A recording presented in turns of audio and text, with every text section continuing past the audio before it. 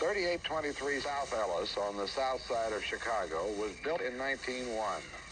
Since 1945, only Negroes have lived here.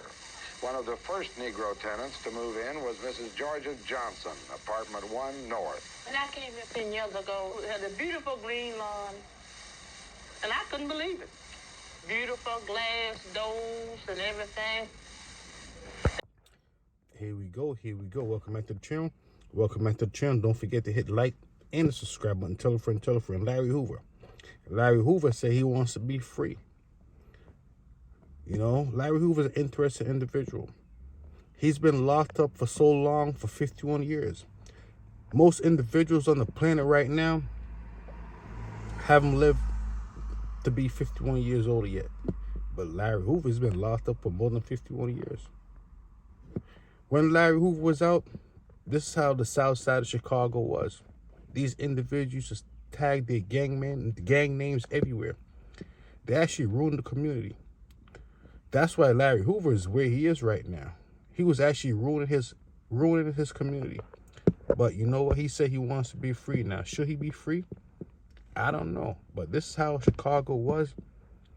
You know, right after Larry Hoover went to jail. A year later, take a look what he created. If you don't believe me. So take a look at how Larry Hoover was living in Chicago, on the south side of Chicago at that, back in the 70s. See how these individuals were. They were so down and out. I mean, let me not say down and out. They were young. You know, they were young. But what happened is a whole lot of these gang members came around and they started tagging up, you know, this is my neighborhood, this and that. And all the kids, they didn't have any more safe haven. So they were kind of forced to kind of participate in these gang life and these gang activities. Larry Hoover, he's no saint.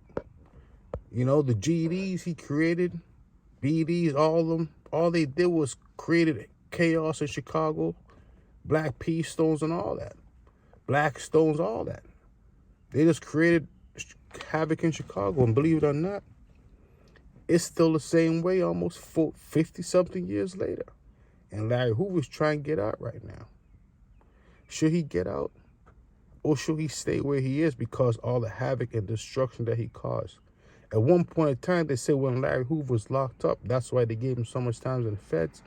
He was making about $100 million a year off of legal money, selling drugs, messing up his community.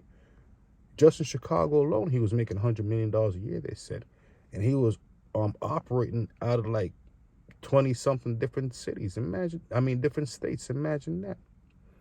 So that's who Larry Hoover is. He basically an individual who destroyed Chicago like Scarface. Unbelievable.